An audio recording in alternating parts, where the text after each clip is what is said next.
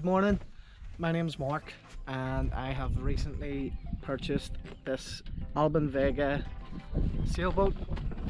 It's a 27-foot long sailboat, sloop rig. It's my very first sailboat, which I've bought with only 1 week's sailing experience. That 1 week's sailing experience was enough to give me the sailing bug.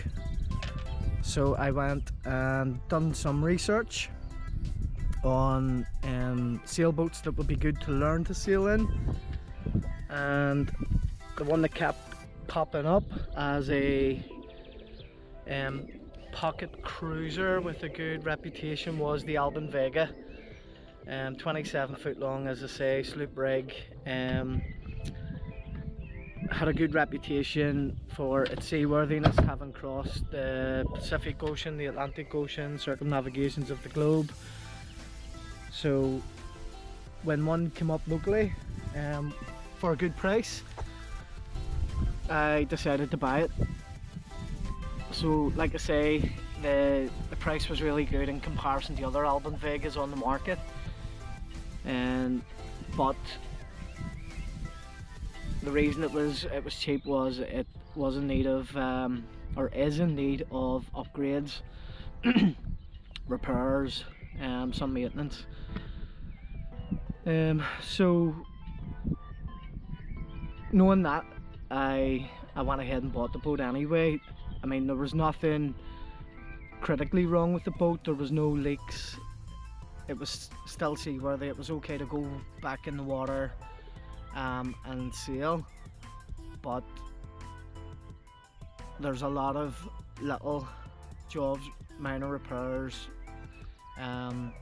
maintenance and upgrades, like I say. So I bought the boat knowing this, but I have no electrical or mechanical knowledge of boats, so it's going to be a steep learning curve for me undertaking these projects, and that's why I'm making a few YouTube videos. I'm hoping that the people watching them with electrical, mechanical or boat maintenance knowledge will share that knowledge with me.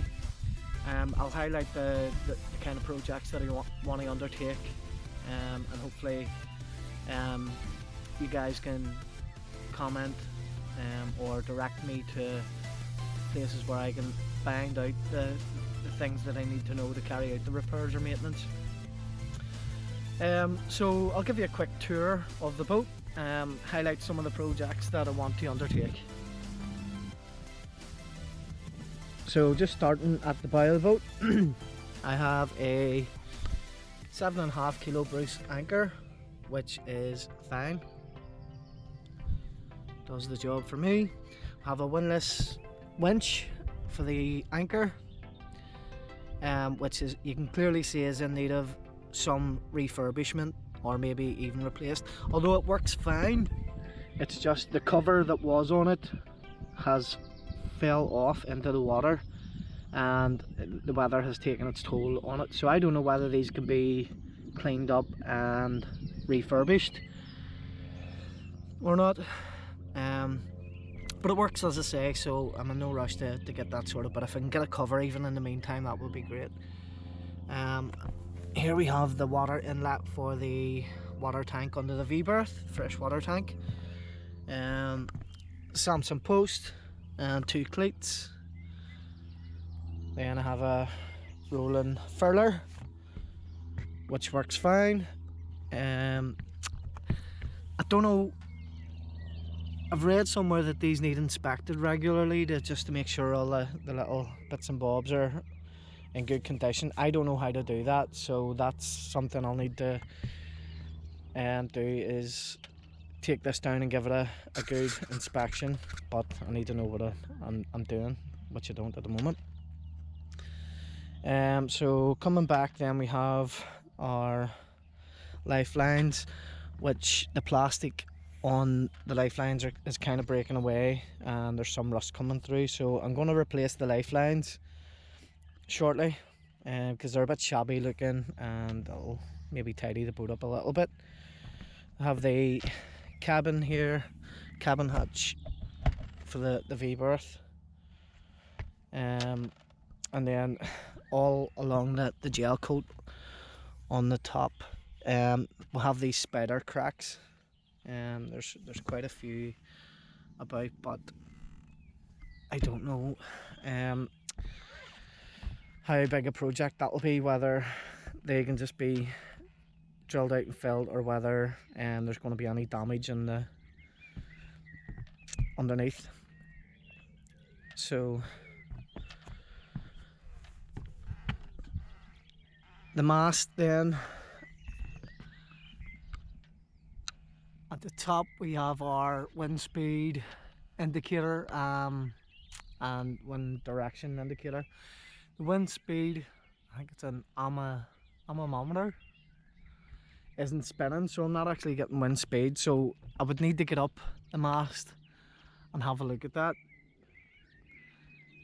So some kind of system to get up the mast would be beneficial. I don't know whether mast steps are worth putting in. I'll be on the boat most of the time on my own, so some way of getting up there by myself would be great. So if you have any ideas on what I could use for that, let me know. And we have the winch on the mast here, which is like an antique, really. I could do with something more modern. This is well, if I put 2 turns on the winch, and I'm operating it anymore, I'd rather have 3 turns just to make it easier. But you put any more than 2 turns, it puts a riding turn when you're winching it in the line. So something a bit more updated or modern would be great there. But like I say, most of the sailing I do, or the time spent on the boat, is by myself. So what ideally I'd like to do in the future would be to lead the main halyard, the topping lift, the reefing lines, all run them back to the cabin, so that I could do it all without having to leave the cockpit, sorry, not the cabin, back to the cockpit. So I don't know how big a job that would be. I don't know how to do it. I've seen other Albin Vegas with that system in place, so it's something I'd like to do myself. Yeah, so looking at the shrouds, then they could all do with having a bit of a check and a service.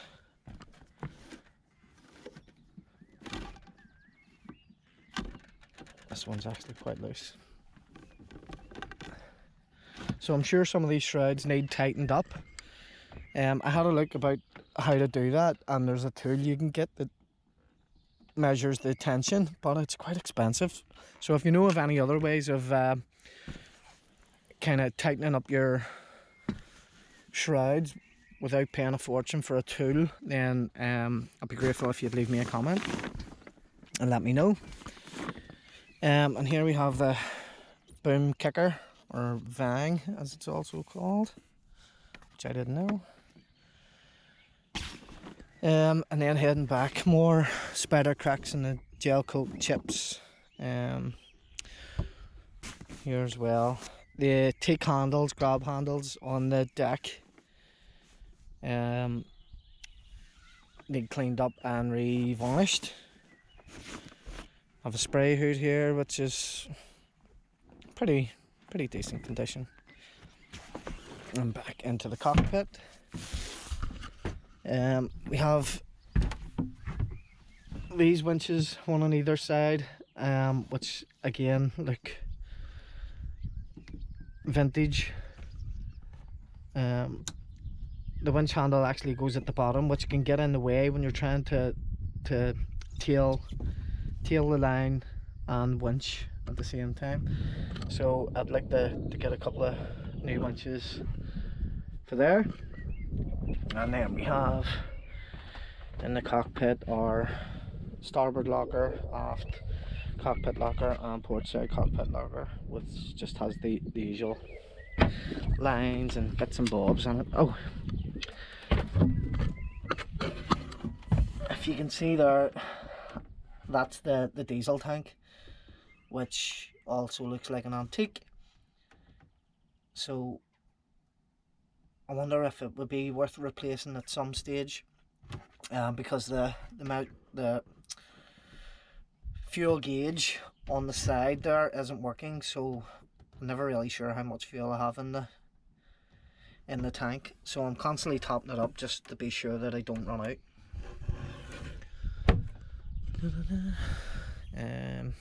Yeah, so throttle there,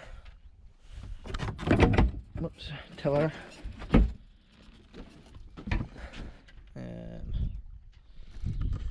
ladder,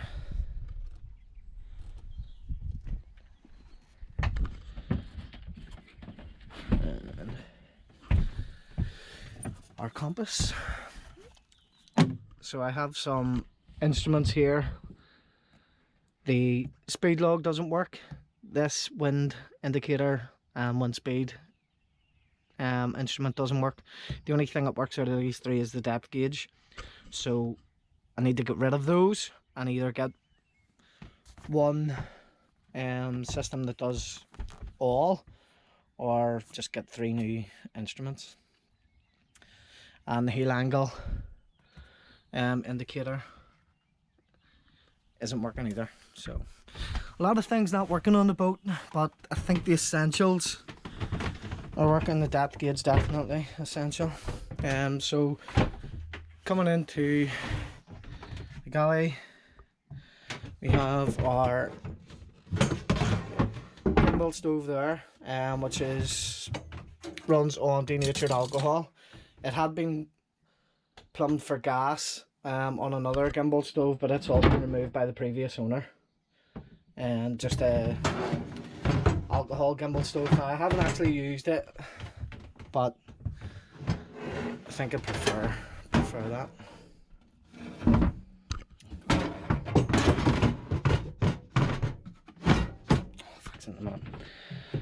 In here we have our house bank batteries. There's 2 batteries just down in here, which drain very quickly when under load. They're fine. They'll hold a charge well enough to operate some of the equipment for a brief period, but using like a tiller pilot, after a couple of minutes the thing is drained, so it's not really holding a charge. So I'd like to replace the 2 batteries in there. If you have any recommendations on batteries that I could use, I would be grateful if you could let me know in the comments. Any recommendations. Budget wise, you know, I can't afford lithium ion batteries, so I'll not even go there. But if you can recommend an affordable kind of battery that would do me, I'd be grateful. And then this kind of liner is a bit dated, so I'd like to replace it maybe with some kind of PVC paneling. It might look nice there, because this is kind of dated. These foamy, leathery kind of liner. And then down to our engine startup, there's our voltmeter, starter button, and that's it really. Some switches in there for our lights, and then our little sink here, operated by a foot pedal down here. And then have our Pioneer radio VHF, which also is dated. There's no DSC, so I definitely want to replace the radio with VHF that has DSC, GPS on it. I have seen a VHF radio which also has AIS on it. It's a little expensive, but it's actually not that much more than a decent radio with DSC on it and GPS. So I might splash out and buy that. Some switches there for instruments, VHF, DC outlet, stereo, things like that. And then the salon, we have two settees or berths. You fit a couple of people on them. And working backward, we have our clock and barometer.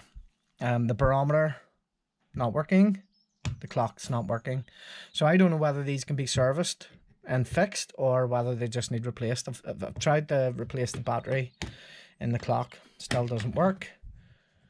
And the barometer, I wouldn't know how to fix that, so I don't know whether these can be sent off to someone and repaired or not. Again, if you know how these can be fixed or if they can be repaired or just need replaced, then let me know in the comments. I'd be grateful.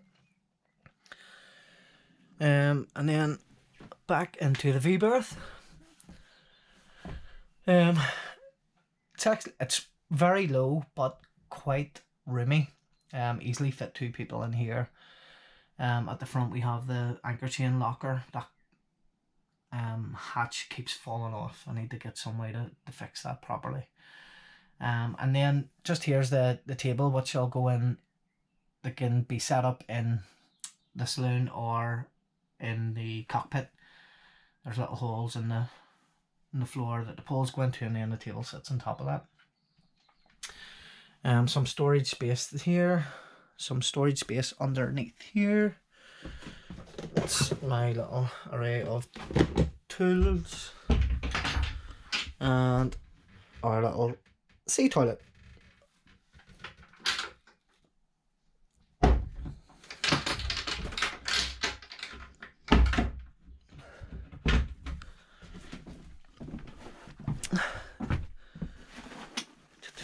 Now, one of the first projects that I'll have to undertake involves the engine. There is a water leak. 2 seconds.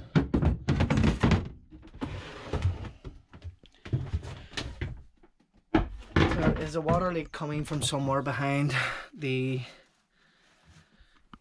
impeller housing, so whether it's the gasket, I don't know, but I'll have to take it off to get a proper look at it. So that's one of the first projects I want to undertake. The water leak only happens when the sea cock's open for the water inlet for there, so I don't know whether it's coming from the connection to the hose. I've tried to tighten that up to see if that would work, but it hasn't, so I'm guessing it's coming from the housing itself. So that'll be number one on the to-do list, is to get that fixed, because without the engine running I'll not be able to motor off the mooring out into the lock to get some sealing done. So that's it. It's a Yanmar 2GMF 13 horsepower engine. I'll also have to have a read at how to change oil and filters and things on that, because like I say, no electrical or mechanical knowledge whatsoever. Yeah, so that's a bit of a whistle stop tour of the boat. So I'm just going to continue to kind of sail about the loch here, to increase my sailing knowledge and skills as well. with the hope of getting some offshore sailing done this year. So I have a few things to do to prepare me better for that. The boat has no life raft. The flares have all, the distress flares have all expired. So that's a couple of things I'll need to get sorted out. I'll need to undertake a VHF radio course, which I'm going to be doing in a few weeks, to get my VHF license from the Royal Yachting Association. And then just, it's all about building up kind of hours sailing, and gaining that knowledge and skill.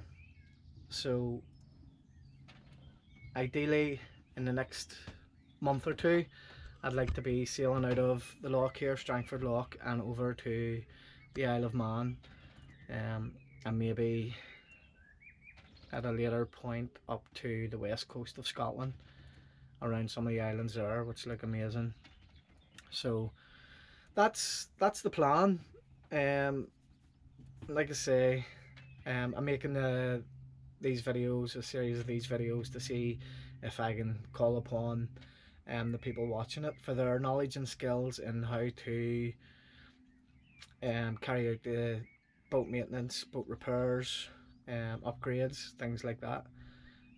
But also ultimately I'm learning myself to sail, so if you've any hints or tips that might be beneficial to me, then go ahead and let me know in the comments section. So that's me. If you liked this video, please give it a like.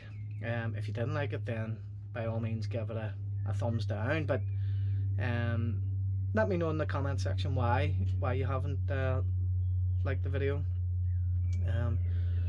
So that's me for now. Like I say, my next project is going to be fixing or trying to fix the leak at the water pump. So if you have any information on how to carry out repairs to an impeller housing, or what to look for to see what it is, then leave me a comment. But thanks for watching. Hopefully you'll subscribe and follow along on my sailboat journey with me. Thanks for watching.